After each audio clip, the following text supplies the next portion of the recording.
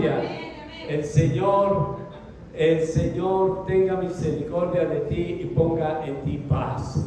Y sabes lo que Dios, es lo que cada creyente debe desearle a su hermano. Dios te bendiga, mi hermano. Dios te guarde y Dios haga cumplir su propósito en ti. Y bien, este día es un día hermoso porque es el día que hizo el Señor. Amén. Es el día que hizo el Señor, por lo tanto nos vamos a alegrar y nos vamos a gozar en Él. Y es que no puede haber tampoco, si no hay un saludo más lindo que el saludo del cristiano, tampoco no puede haber alguien más alegre que el mismo cristiano. Amén. No puede haber alguien más alegre que el cristiano, porque el cristiano denota alegría verdadera. Tiene que haber alegría en su corazón. Usted tiene que reflejar lo que el Señor ha hecho en su vida. ¿Sí? Por eso la sonrisa, esa alegría que usted debe no solamente demostrar de labios para afuera, pero de labios para adentro, de boca para adentro, que usted irradie también esa alegría, esa paz que solo Cristo puede dar. Así que es el andar de creyente lo que debemos nosotros siempre tener en cuenta. Bien, y vamos a iniciar una serie de sermones que espero que dure suficiente, por lo menos un año hablando de esto, hermano. Voy a tratar de trabajar un poquito en esto, porque gracias a Dios aquí tenemos otros predicadores que traen otros temas, pero yo voy a tratar de cumplir un tema que me ha parecido importante y que no hemos tratado mucho acá, pero que es muy importante para la iglesia. Y se trata de los dones del Espíritu Santo. Los dones del Espíritu Santo. Yo no sé si esto es nuevo para usted o no, creo que sí. Pero lo único que yo puedo decirle es que el Espíritu Santo da dones a todas las personas de la iglesia. Cada creyente, cada persona de la iglesia debe tener por lo menos un don. Un don. Y a veces tenemos 2, 3, 4 y 5 para aquellos que son muy activos, pero por lo menos un don debe tener usted. Y ese don que Dios le ha dado debe ser puesto al servicio del Señor, por supuesto a través de el único medio que el Señor utiliza en el mundo para comunicarse con el ser humano, que es la iglesia. Y la iglesia no es este edificio que hay acá, ni tampoco es los grandes templos que a veces se construyen. La iglesia es usted. Porque el Señor Jesús dijo: donde hay 2 o 3 que se congregan en mi nombre, ahí estoy yo, ahí está la iglesia. Y las puertas del Hades no van a prevalecer contra ella. Es una iglesia victoriosa. El Señor dice la palabra, es tan importante para Él la iglesia que Él fue capaz de dar su vida por la iglesia. Él entregó su vida para la iglesia para presentársela a sí misma como una esposa, ¿sí?, sin manchas, sin arrugas y cosas semejantes. O sea, la iglesia para Jesús tiene tanto valor que Él murió por ella. No conozco a nadie que haya sido capaz de morir por una causa. Seguro hay personas que han muerto por causas. Hay algunos héroes que a veces honran en los países, que han dado su vida por la patria y tienen sus estatuas y todo. Pero eso no tiene mucho mérito porque son causas humanas. Pero en el caso de Jesús, Él dio en calidad de Dios, porque Él es Dios, dio su vida para que el mundo tuviera la salvación. Y por esas razones tiene tanta relevancia, es tan importante lo que Cristo hizo, que cualquier otra cosa parecida que se haya hecho, cualquier otro sacrificio que se haya hecho por el hombre, no tiene ningún valor. De hecho, la palabra de Dios dice que el sacrificio de los hombres son como trampos de inmundicia ante Dios. Eso decía Isaías cuando hablaba acerca de los sacrificios de los hombres ante Dios. Pero el sacrificio que hizo Cristo fue perfecto, porque Él, aparte de que era Dios, o que es Dios más bien, Él no escatimó ser como Dios, sino que quiso ser como nosotros. Y dice la palabra que Cristo Jesús, la única diferencia entre Cristo y usted y yo es que Cristo no pecó. Él no cometió pecado, pero Él sintió dolor, sintió hambre y todas las mismas tentaciones que de pronto nosotros podemos presentar o tener. pero nunca pecó. Y eso lo hizo a él el sacrificio perfecto ante Dios. Y él fue el que mandó el Espíritu Santo para que diera dones a la iglesia. Ahora, ¿para qué son los dones? Y el tema de hoy precisamente no tiene que ver con los dones. Yo estuve mirando y vamos a tratar, seguramente hay más, pero vamos a tratar por lo menos de 21 dones espirituales. No vamos a tratarlos hoy, por supuesto, porque esto va a ser un tema para cada uno de los dones, pero vamos a hablar hoy acerca de cuál es el propósito de esos dones para la iglesia. ¿Y qué tiene que ver usted con eso? ¿Y qué tiene que ver usted si no cumple con ese propósito para el cual Dios le dio la salvación? Porque los dones son precisamente para ayudarle a usted a cumplir con una labor que el Señor le dio a la iglesia. Y otra vez le pregunto, ¿quién es la iglesia? ¿Quién es la iglesia? La iglesia es usted y soy yo. Y si usted es la iglesia y el Señor dio dones a la iglesia, quiere decir que el Señor le da dones a usted para que usted pueda cumplir con el propósito que el Señor, por el cual el Señor estableció la iglesia. ¿Y para qué Dios estableció la iglesia? Para que el mundo conozca que hay un Dios, para que la gente tenga oportunidad de salvarse, y para que a través de la iglesia el mundo conozca acerca del sacrificio que hizo Dios, que hizo Cristo por usted al morir en la cruz y al darle una vida nueva aquí en la tierra y una salvación en la eternidad. Eso es más que razón suficiente para tomar esto en serio, porque es algo serio. La iglesia es seria, es tan seria que Cristo dio su vida por ella, y es tan seria que va a ser, o es la institución que va a prevalecer sobre todas las instituciones del universo, de la tierra. O sea, cuando todo se acabe, y eso ya se ha visto. Hace 2000 años empezó la iglesia. Yo quiero que alguien me diga qué institución, aparte de la iglesia, qué institución que empezó hace 2000 años y todavía está presente hoy en día. No existe, no la hay, pero la iglesia sí, y va a seguir prevaleciendo. Permítame orar. Padre, te doy gracias esta tarde por la bendición de estar con mis hermanos y introducirnos en este mundo tan maravilloso de tu palabra. Te pido, Padre, que me des sabiduría, el entendimiento y las palabras, Señor, suficientes para darle a mis hermanos esta tarde. Tratar, Señor, en sus corazones de crear ese ánimo que tú quieres poner en todos para que juntos, unánimes, podamos participar de esta bendición que es estar, Señor, en tus cosas, en tus negocios, tu iglesia. Gracias, Padre. Te doy gracias, Padre, y te pido que me uses. En el nombre de Jesús te doy gracias por esta bendición, Padre Santo. Gracias por mis hermanos y por cada familia que va presente acá. Gracias te doy por todo lo que haces por tu iglesia y por nosotros. En el nombre de Cristo Jesús. Amén. Amén.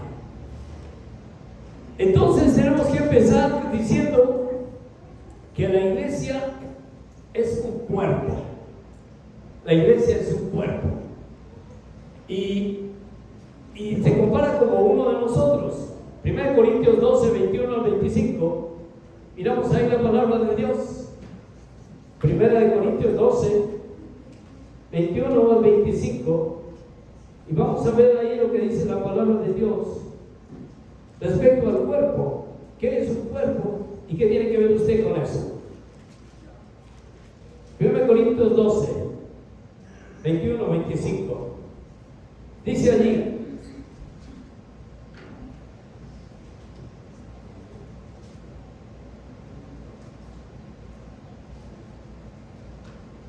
vamos a mirar un poquito más atrás, a partir del versículo 12. Dice: porque así como el cuerpo es uno y tiene muchos miembros. 1 Corintios 12, 12. Porque así como el cuerpo es uno y tiene muchos miembros, pero todos los miembros del cuerpo, siendo muchos, son un solo cuerpo, así también Cristo. Porque por un solo espíritu fuimos todos bautizados en un cuerpo, sean judíos o griegos, esclavos o libres, y a todos se nos dio a beber de un mismo espíritu. Además, el cuerpo no es solo un miembro, sino muchos. Si dijere el pie, porque no soy mano, no soy del cuerpo, por eso no será del cuerpo. Y si dijera la oreja, porque no soy ojo, no soy del cuerpo, por eso no será del cuerpo. Y si todo el cuerpo fuese ojo, ¿dónde estaría el oído? Y si todo fuese oído, ¿dónde estaría el olfato? Mas ahora Dios ha colocado los miembros, cada uno de ellos, en el cuerpo como Él quiso. Porque si todos fueran un solo miembro, ¿dónde estaría entonces el cuerpo? Podemos dejar hasta ahí, porque lo que quiero explicar es que somos un cuerpo. La iglesia es el cuerpo de Cristo. Y lo compara con nosotros. ¿Cómo se compone su cuerpo? Su cuerpo tiene manos, su cuerpo tiene pies, su cuerpo tiene orejas, tiene cabeza, tiene cabello, tiene una cara. Todo lo conoce, es su cuerpo, usted lo conoce muy bien. Y cada parte de su cuerpo tiene una función específica y todo es importante. No hay una sola parte del cuerpo que se haya creado solo por decoración o algo así. Todo tiene una función. Como tal, es importante ver que cada parte del cuerpo es importante para la función, para que el cuerpo funcione correctamente. Ahora, en la iglesia es igual. Es el cuerpo, la iglesia es el cuerpo de Cristo. Y usted, cuando entró a formar parte de la iglesia, usted se entró a formar parte de ese cuerpo. Y ese cuerpo tiene una función específica. La función del cuerpo de la iglesia es que usted, hermano, usted y yo, tengamos la oportunidad de exaltar y proclamar el nombre del Señor. Y ese es el único propósito para el cual la iglesia fue creada, para que Jesús fuera predicado y para que Jesús fuera el centro de programa de la iglesia, para que Jesús fuera en todo y por todos. Por eso, una iglesia que no predica a Cristo no puede llamarse iglesia, porque si se predican hombres y se predican doctrinas de hombres, pero no se glorifica a Dios, no se glorifica a Cristo como el Señor y Salvador, el único Salvador, entonces no podría llamarse iglesia, porque la iglesia se identifica por Cristo mismo. Y como cuerpo usted tiene que encontrar cuál es la parte donde usted está ubicado, qué parte del cuerpo usted está ubicado, y allí cumplir una función para la cual el Señor lo creó. Una parte interesante es que el Señor dijo que todos nosotros debíamos dar fruto. Nos ha puesto Él para que vayamos y demos fruto. Y de hecho es interesante, hay un texto en el libro de Marcos, capítulo 11, versículo 20, que habla acerca de una experiencia que Jesús tuvo. Marcos capítulo 11 es una experiencia, y yo lo llamaría, muy pocas veces yo he escuchado predicar acerca de este tema, pero me parece un tema muy importante, es más, Marcos 11, 20, porque ahí ocurre algo impresionante. Dice Marcos 11, 20, dice: pasando por la mañana vieron que la higuera se había secado desde las raíces. Entonces Pedro, acordándose, le dijo: Maestro, mira, la higuera que maldijiste se ha secado. Es interesante esta parte, porque si vamos un poquito atrás, miramos en el versículo 12, dice, capítulo 11, versículo 12 en adelante, dice: al día siguiente, cuando salieron de Betania, tuvo hambre, y viendo de lejos una higuera que tenía hojas, fue a ver si tal vez hallaba en ella algo, pero cuando llegó a ella nada halló, sino hojas, pues no era tiempo de higos. Entonces Jesús le dijo a la higuera: nunca jamás coma nadie de fruto de ti. Y lo oyeron sus discípulos. Esta experiencia muy interesante. Jesús va por un lugar y encuentra una higuera y va a buscar higos. ¿Saben qué son los higos? Mi hermano Jacobo hace poco me regaló unos higos muy ricos. Los compró allí, estaban bien empacaditos, bien bonitos. Y son, en algunos países los llaman las brevas, no sé si ese nombre es más común para usted, pero también los llaman higos, y no sé si tiene otro nombre, pero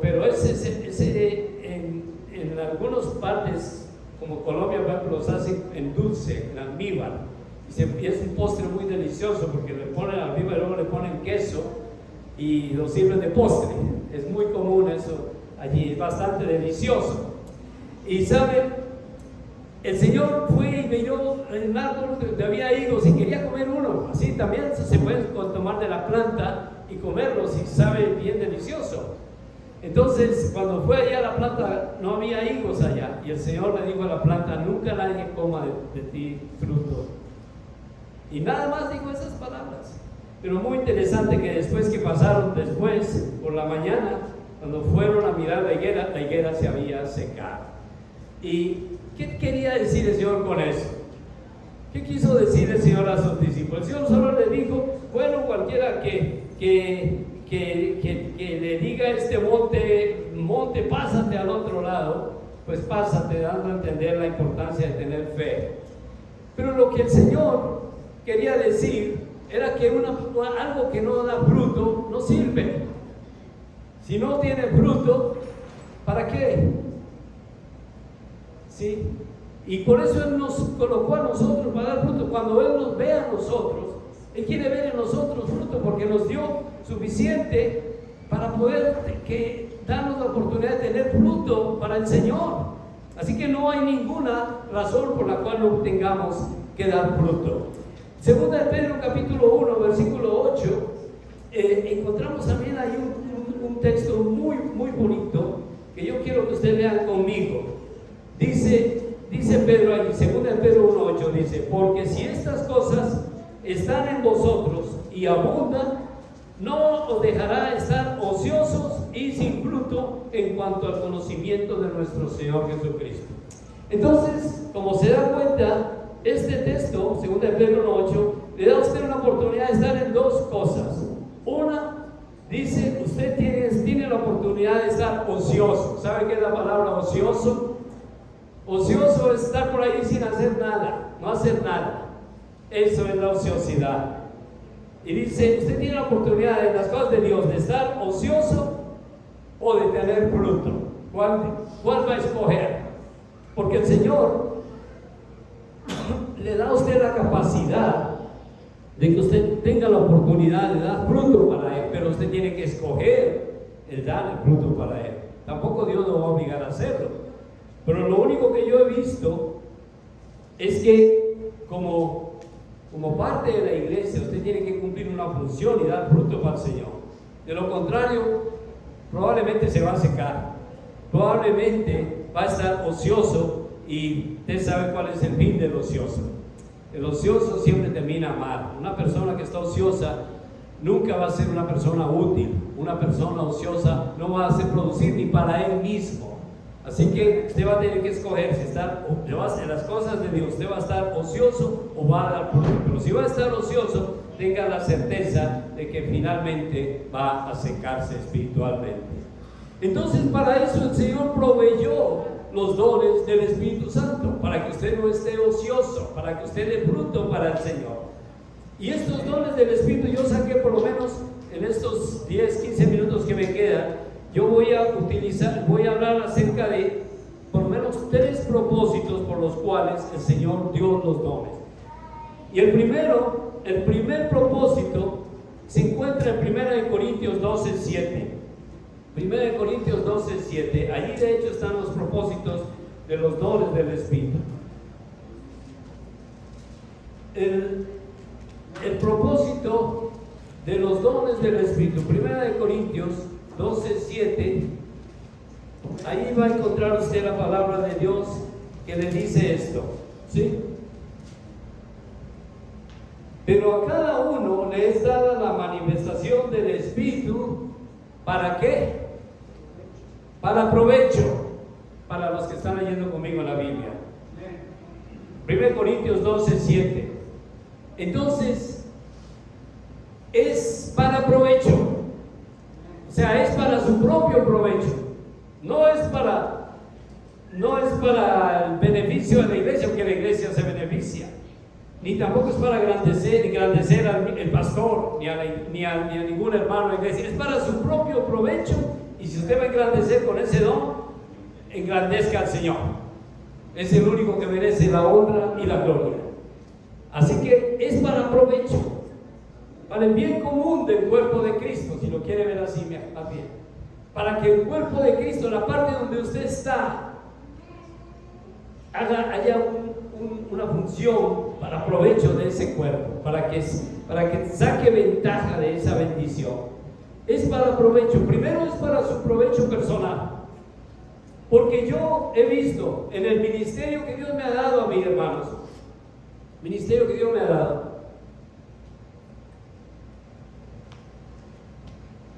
lo único que yo puedo decirle es que las personas que usan los dones para el Señor son los que permanecen en la obra. O sea, porque los dones Dios los da a usted para que usted tenga algo, tenga una función que hacer en la iglesia, se sienta satisfecho de hacer algo en la obra del Señor. Y yo me pongo a pensar, es como lo mismo, debe ser muy aburrido estar en un lugar todo el tiempo sin hacer nada. ¿Sí? Imagine que usted lo contraten para trabajar, le pongo una jornada de trabajo de 8 de la mañana a 6 de la tarde todos los días, y cuando usted llegue allá, dice, bueno, ¿qué tengo que hacer? Nada, no tiene que hacer nada. Siéntese ahí o párese ahí, no tiene que hacer nada. Llegó el primer día, de pronto la pasa bien, y ya por la tarde ya dice, pero aquí sin hacer nada, y luego ya empieza a preocuparse. Al otro día va lo mismo. ¿Qué tengo que hacer? Nada. Ya yo creo que estaría usted empezando a preocuparse, ¿no? Porque el día se hace largo. Cuando uno no hace nada, el día es harto, es aburrido. Y si el tercer día es lo mismo, el cuarto día usted va a terminar renunciando, y para allá no hay que hacer nada, aunque le paguen de pronto. Bueno, estoy hablando de la iglesia también, porque en la iglesia yo creo que es lo más aburrido para una persona venir a la iglesia todos los días o cada vez que venga a la iglesia y no hacer nada en la iglesia. Debe ser bien aburrido, tiene que hacer algo. Y por eso sí, cuando venimos a la iglesia aquí hacemos cosas que cuentan mucho. Si usted va a venir a la iglesia y va a la oración, alábelo con todas las ganas. ¿Por qué? Porque eso le da provecho a su espíritu, le da provecho a su vida, a su alma. Pero si usted viene a la iglesia y está mirando, todos están cantando, usted está así, o mirando el Facebook de ahí, a ver, en todo menos en alabando a Dios, sin hacer nada provechoso, pues con razón se aburre. Pues con razón es aburrida la iglesia, que algunos dirán la iglesia es muy aburrida. No, hermano, la iglesia es algo hermoso, es tan valioso, es tan importante, que Cristo Jesús murió por ella. Si no fuera importante, hermano, que Cristo no hubiera muerto por ella, porque Dios hace las cosas bien hechas. Estaba leyendo el Salmo 19, Dios hizo la creación y los cielos y la tierra cuentan la gloria de Dios. Todos, y aún el que no crea, aún el ateo más grande, tiene que ver la grandeza de la creación y tiene que saber que hay un Dios que hizo eso. Eso no se hizo por accidente, hermano, porque un accidente no hace sino destrozos. ¿Cuándo ha visto usted que en un accidente se ve tanta cosa perfectamente hecha? Los accidentes no causan sino estragos, y la tierra y todo lo que está creado es perfecto. Dice que el sol sale así y sale por el oriente y se pone en una hora perfecta, y alguien tiene que mandar eso, y ese es el Señor. Y por eso los cielos y la tierra cuentan la gloria de Dios. Así que es algo importante lo que usted está haciendo, es algo para su propio provecho. Yo me he dado cuenta en el tiempo que he servido a Dios que los únicos que permanecen fieles a Dios son los que usan esos dones para la gloria de Dios, pero a su vez es para su propio provecho, porque al usar usted esos dones para la gloria de Dios, usted crece espiritualmente. Usted no va a tener pereza de alabar a Dios, usted no va a tener pereza de escuchar la palabra de Dios, usted no va a tener pereza de predicar la palabra de Dios, usted no va a tener pereza de predicar y enseñar a otro, porque es algo que a usted lo consume, es algo que a usted lo llena, es algo que usted necesita. Pero para eso se necesita que usted lo ejerza, que usted aproveche y que sepa, hermano, que los dones que Dios le da son para su propio provecho. Para usted, aproveche la iglesia y por supuesto para que la gloria de Dios se manifieste.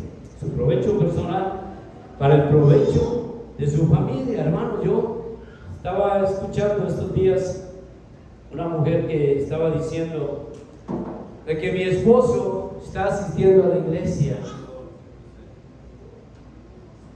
De que mi esposo está asistiendo a la iglesia. Lo primero que hizo, y lo primero que yo veo que dejó de hacer más bien, es dejar de tomar. Impresionante. Mucha gente trata de dejar de tomar y de beber y de emborracharse, pero no puede, por su propia fuerza no puede. Pero cuando un hombre busca a Dios de verdad y le pide a Dios que le dé esa voluntad de no tener que estar agarrado a la botella, el Señor se le quita eso, como le quita también esa dependencia de las drogas y de todas esas cosas que le hacen daño. Pero tiene que someterse a Dios.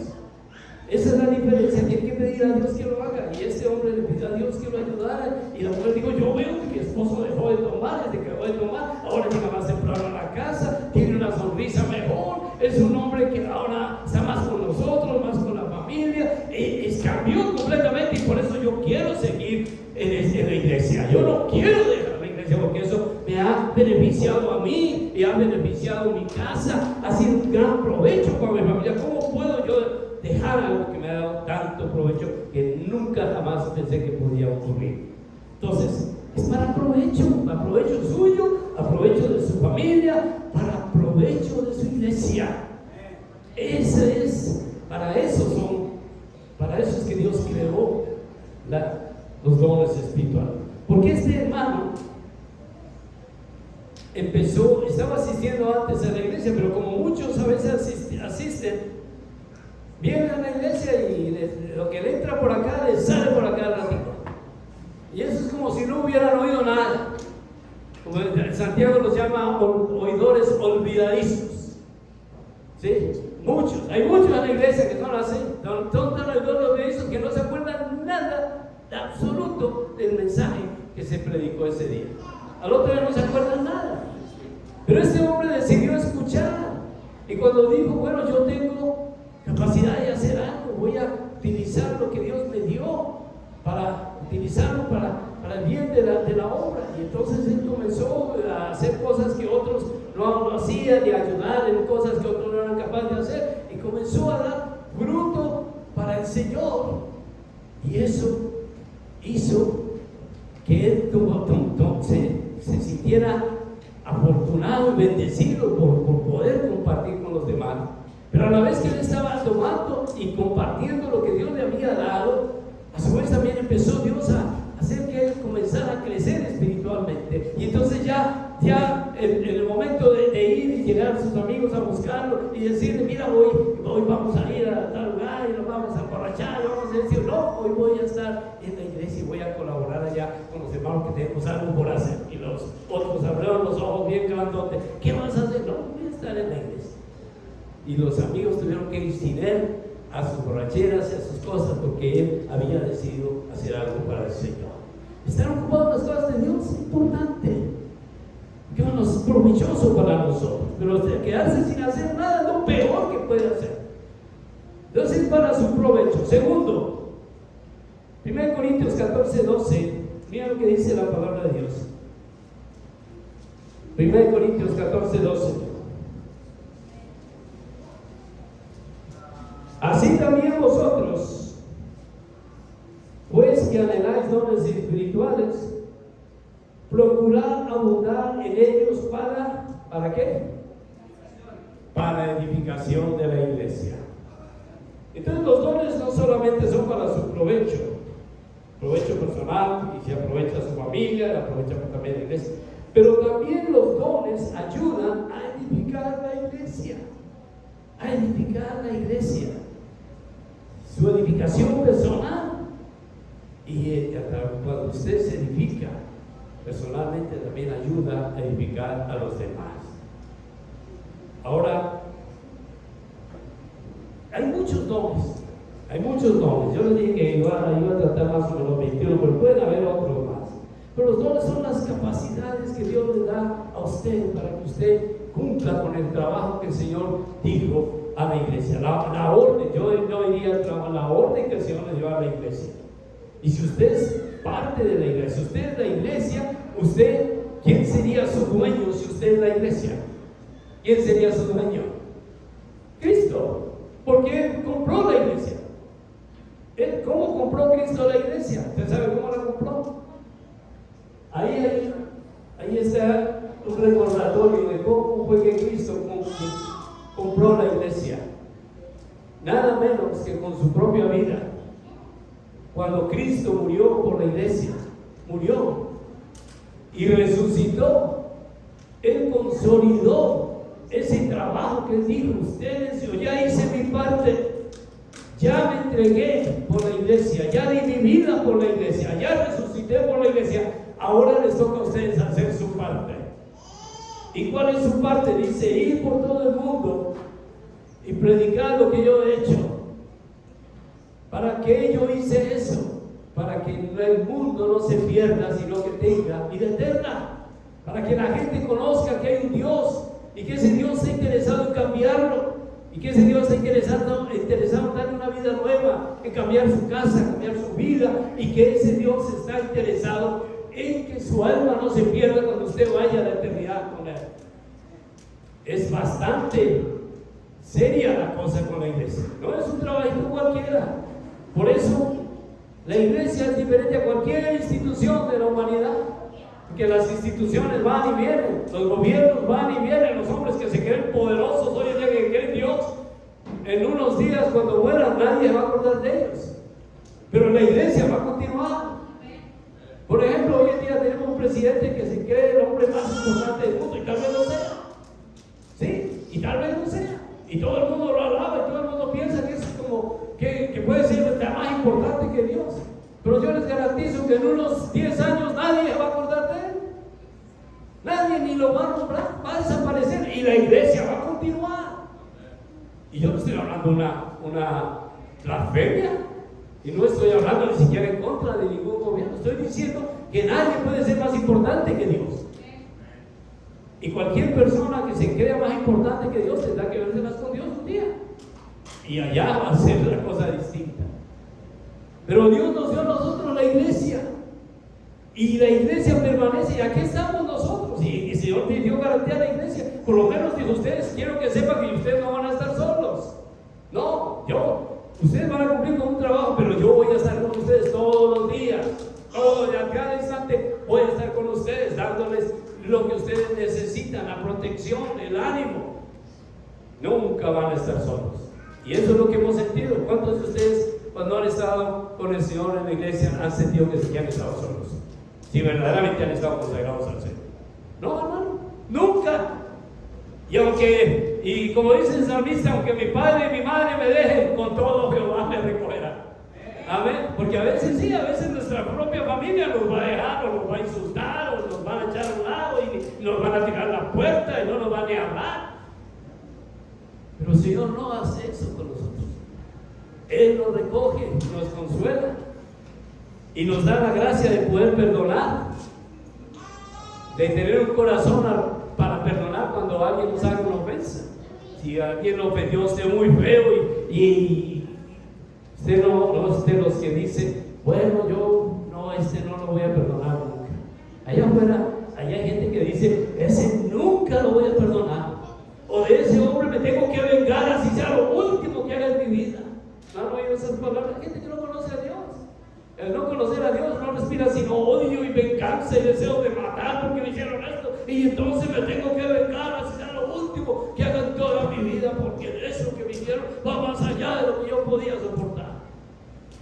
Pero el creyente no hace eso. El creyente perdona si le hayan hecho lo que le hayan hecho, y no tiene rencor en su corazón. Entonces está abierto para cuando a esa persona que ya no nos habla venga y nos hable, nosotros podemos decir: yo nunca estuve enojado contigo, tú te enojaste conmigo, pero yo nunca estuve enojado contigo. Siempre oraba por ti, siempre oraba por tu casa, siempre oraba por tus hijos, oraba por tu familia. Yo sabía que sentías odio en tu corazón, y ese odio en tu corazón no te dejaba ver la paz que yo podía tener. Pero tranquilo, no pasó nada. Aquí estamos juntos y vamos adelante. Pero Si no se puede arreglar esas cosas, porque no siempre puede hacer. Pero la palabra de Dios dice: mientras dependa de ti, hermano, está en paz con todos los hombres. No hay nada para tener rencor en su corazón. Entonces, eso solamente puede ocurrir en la iglesia para su beneficio, para edificarlo a usted. Al usted cumplir con lo que Dios le mandó a hacer, usted edifica la iglesia, usted se edifica a sí mismo, usted ayuda a edificar el reino de Dios, que es para lo cual el Señor a usted lo compró. Porque si usted es parte de la iglesia, el Señor lo compró para que usted haga parte de esa iglesia. Usted cumpla con su parte, cumpla con la partecita que le corresponde hacer. Y si no lo hace, tarde o temprano va a terminar aburrido, porque no hay cosa peor otra vez que llegar a la casa, a un lugar y no hacer nada. Y si no, usted ahí donde está mañana está preparando para trabajar y hacer muchas cosas, pero qué tal que mañana no le toque a nadie y así la pase por el resto del tiempo que usted trabaja ya. Tarde o temprano va a terminar renunciando. Y lo último, hermanos, el Señor nos dio los dones espirituales para, miremos Efesios capítulo 4 del 12 al 13. ¿Sí? Efesios capítulo 4, 12 y 13. Y ahí dice: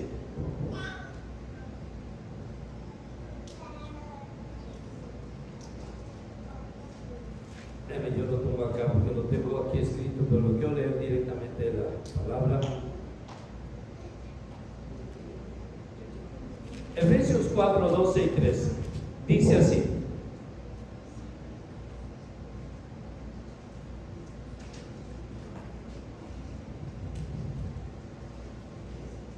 y él mismo, miremos el 11, y él mismo constituyó a unos apóstoles, a otros profetas, a otros evangelistas, a otros pastores, a otros maestros. Estos son diferentes dones.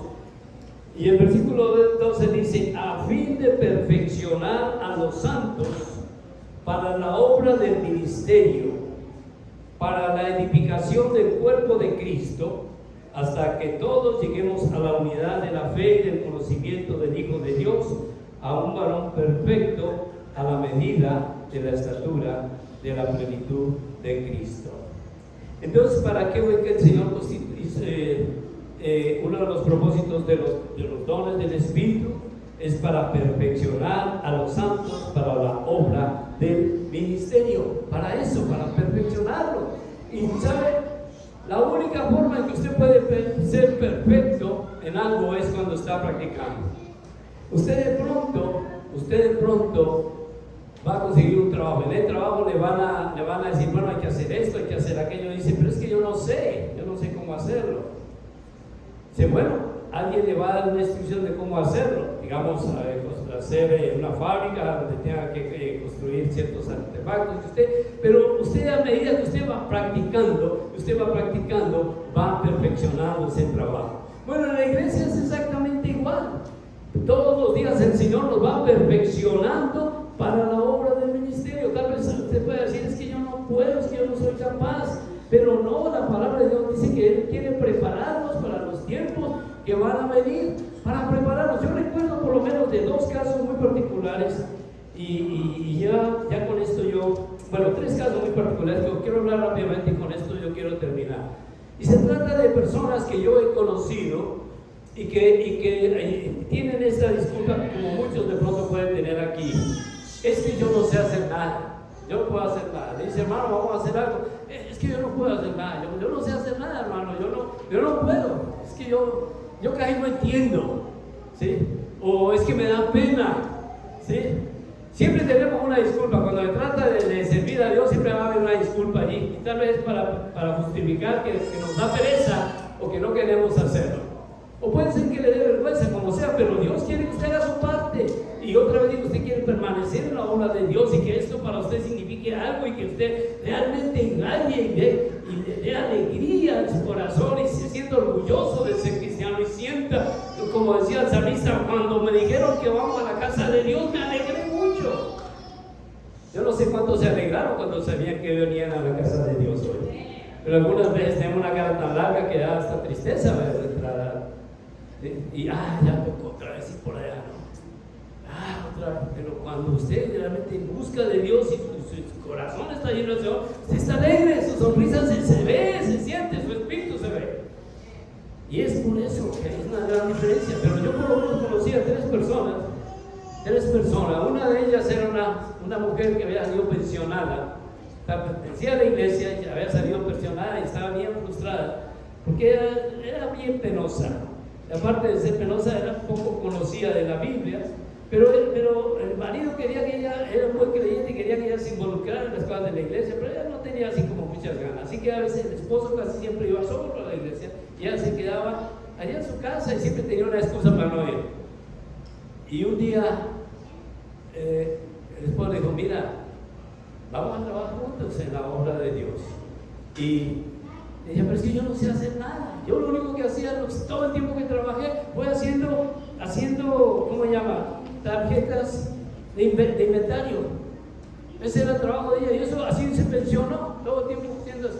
Dice: pues pon a trabajar eso, Juan Señor.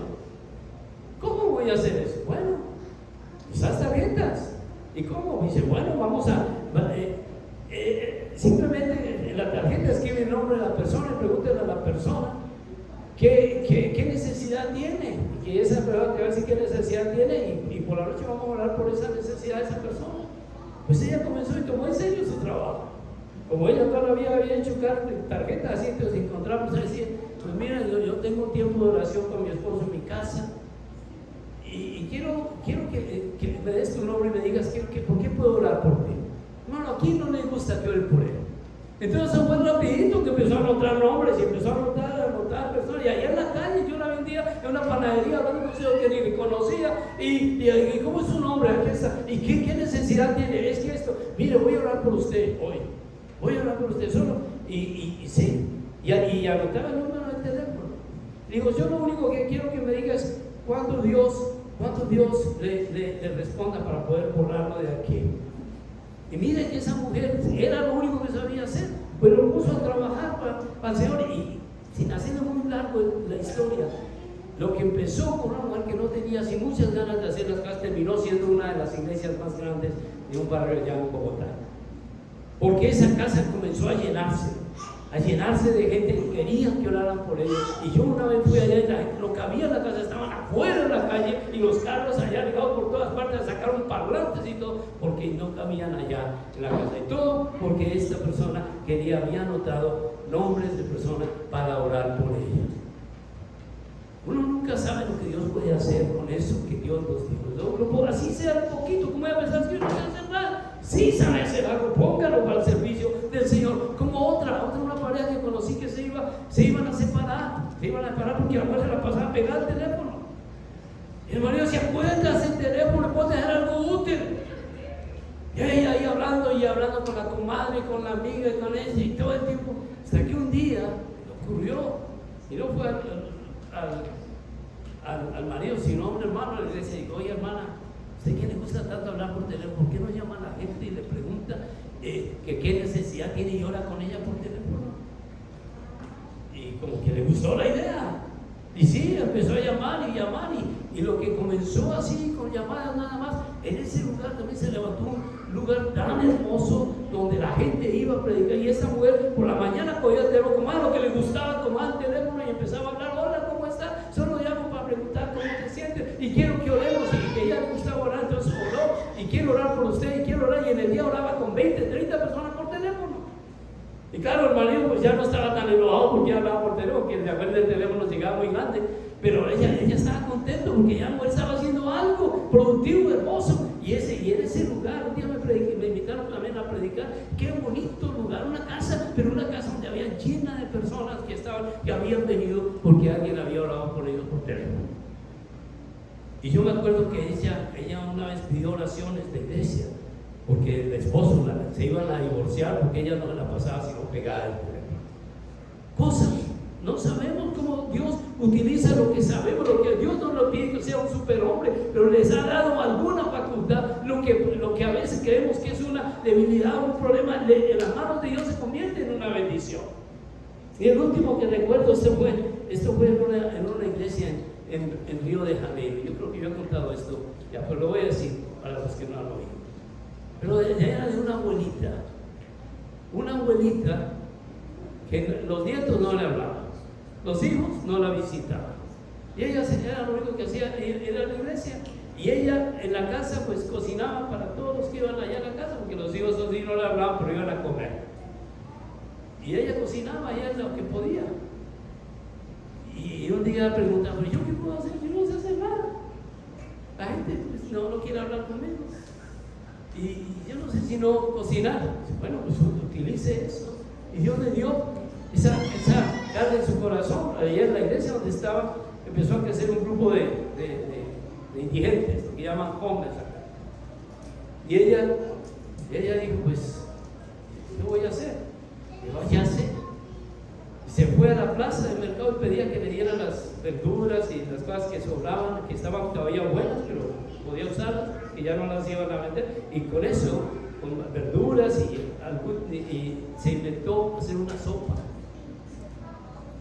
Y ella hacía sopa allá frente a la iglesia, frente al templo. Y allá con leña cocinaba y le daba comida a los indigentes que pasaban por ahí, porque eran muchos, y los indigentes hacían fila. Y esa iglesia estaba cayendo, estaba menguando, la asistencia de la iglesia era bien poquita, ya era, primero porque era un barrio de indigentes, nadie quiere ir a una iglesia, a un lugar donde hay tanto indigente. Y segundo, pues no había mucha gente que estuviera animada a hacer algo. Entonces el pastor ya mismo estaba desanimado, todo el mundo estaba desanimado, llegaban muchas veces sin ganas de nada, pero la abuelita seguía haciendo su sopita, y todos los días hacía sopa, y los indigentes iban y hacían fila y comían. Y un día empezaron a llegar los indigentes a la iglesia. Eso fue más catastrófico para el pastor, porque ahora se me llenó esto de indigentes, ¿ahora qué voy a hacer? Pero hermano, miren, mucha gente de estos indigentes era gente que había salido de familias ricas, que habían caído en las drogas, que habían caído en el alcoholismo, en la delincuencia, y se habían metido al vicio. Y ellos venían ahí, y hermano, empezaron a escuchar la palabra de Dios, porque una de las bendiciones grandes que el pastor empezó a predicar, y esos hombres empezaron a convertirse a Dios. Y empezaron a llegar las familias de ellos, gente que empezaron a buscar a sus seres queridos que se habían ido, los encontraron en la iglesia, que eran indigentes. Hermano, para no hacer la historia muy larga, esa iglesia es una iglesia grandísima. En Río de Janeiro, una de las iglesias más grandes allá de Río de Janeiro. Y todo empezó porque una abuelita fue a cocinar a los indigentes afuera, a invitarlos que vinieran a la iglesia. Lo que estoy tratando de decir es que Dios nos da a nosotros dones, nos da capacidad, porque son facultades que Dios nos da, pero lo más importante es la voluntad que Dios nos da para trabajar en su obra. Pero lo peor que usted puede hacer en la iglesia de Dios es quedarse así y ver que los otros hagan algo, porque tarde o temprano el enemigo dice: ¿qué estás haciendo aquí? Busca algo que sirva. Y el enemigo lo convence de que las cosas que sirven están por allá afuera, y cosas que no sirven para nada lo va a convencer a usted de que eso sí vale la pena. Y muchos, yo he conocido muchos creyentes, buenos creyentes, que habían podido producir para el Señor, pero allá sirviéndole a Dios, haciendo cosas que no, nada les va a aprovechar, en nada les va a servir, y están poniendo peor en peligro su propia alma. En la iglesia del Señor hay mucho trabajo por hacer. Este lugar, hermano, este lugar, la iglesia del Señor, es el único lugar donde hay mucho desempleo. Pero es al contrario, como allá afuera. Allá afuera, realmente en nuestros países se coloca un aviso: se necesita una persona para un trabajo, y se presentan 100 candidatos para el trabajo, porque hay una escasez terrible. Entonces el otro, el que va a entrevistarte, entrevista al que más capacidad tenga y al que mejor. Entonces de los 100 que llegamos, solamente uno tiene el trabajo. Bueno, en la iglesia del Señor hay mucho trabajo, pero es al contrario. Hay un montón de cosas por hacer y no hay nadie que las haga. Nadie que dice yo. Todo el mundo dice que lo haga otro, porque no es mi problema. Pero si usted aprovecha, hermano, la oportunidad que Dios lo utilice, otra vez le digo, va a ser para su propio provecho, va a ser para edificar su iglesia, y va a ser para que todos seamos perfeccionados hasta que el Señor venga por la iglesia y nos encuentre trabajando, haciendo las cosas para el Señor. Así que vamos a hablar de los dones, vamos a pedirle a Dios que nos dé la oportunidad de ubicarnos en alguna parte, y ahí a través de eso trabajar para Él, porque el Señor viene pronto. Amén. Y quiero que nos encuentre a todos trabajando para Él. Sí, cuando digo que el Señor viene pronto, no estoy bromeando, porque todo esto que estamos viendo ahora, hermano, se está poniendo cada vez más difícil. Y créame, nunca ha habido tantas señales de la venida del Señor como se ve ahora. Todos los días, escúcheme, todos los días en la prensa usted está leyendo, va a estar leyendo esto. Puede comenzar la Tercera Guerra Mundial hoy. Ayer salió ese aviso en la prensa, hoy salió y mañana va a salir, porque está a punto de comenzar una Tercera Guerra Mundial. Y le preguntaron a Albert Einstein, que fue el que inventó la bomba atómica, ¿qué armas se van a usar en la Tercera Guerra Mundial? Y él dijo, yo no sé qué armas se van a usar en la Tercera Guerra Mundial, porque hoy en día hay armas que ni conocemos, o tan poderosas que ni conocemos. Se han inventado armas, hermano, que ni sabemos qué armas son. Sí, yo no sé qué armas se van a usar en la Tercera Guerra Mundial, pero sí le puedo decir qué armas se van a usar en la Cuarta Guerra Mundial: los palos y las piedras, porque eso es lo que va a quedarse otra guerra así. El hombre mismo se va a destruir, pero antes de que eso pase, el Señor va a venir y nos va a sacar de esto, y va a llevar su iglesia, y el mundo va a ser un caos, pero la iglesia no va a estar acá. Y eso, hasta donde yo sé, hermano, es la verdad y la palabra de Dios. Hasta el día de hoy, 2025, todavía no se ha equivocado. Vamos a orar. Padre, bendícenos, Señor, ayuda a la iglesia, Padre. Somos tu iglesia, estamos agradecidos porque esta iglesia es una iglesia maravillosa. Aquí estamos tratando de hacer lo mejor que podamos, Padre, y cada uno, Señor, hace un esfuerzo.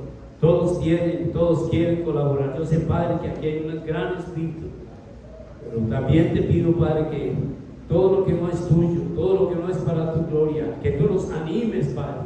Es verdad que hacemos, pero tal vez no hacemos lo suficiente. Es verdad que tenemos, pero no nos hemos comprometido tal y como tú te comprometiste con nosotros. Ayúdanos, Señor, a verdad, a mantener ese ánimo en nuestro corazón. Saber, Padre mío, que tu iglesia es algo que a ti te importa mucho, siempre te ha importado, y como iglesia que somos nosotros quienes te importamos. Y yo sé que tú sufres cuando nos ves ociosos, cuando ves que no producimos, cuando ves, Padre, que no valoramos lo que tú hiciste por nosotros. Ayúdanos, Señor, a usar lo mejor de nosotros para la gloria tuya, Señor.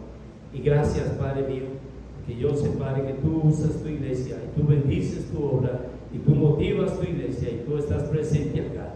Aviva tu iglesia, danos esa hambre de ti, como decía el salmista. Haz que nuestra alma tenga sed de ese Dios vivo que eres tú, Padre. Danos hambre de ti, danos ese deseo de buscar de ti, Señor, en ayuno, en oración, buscando tu presencia.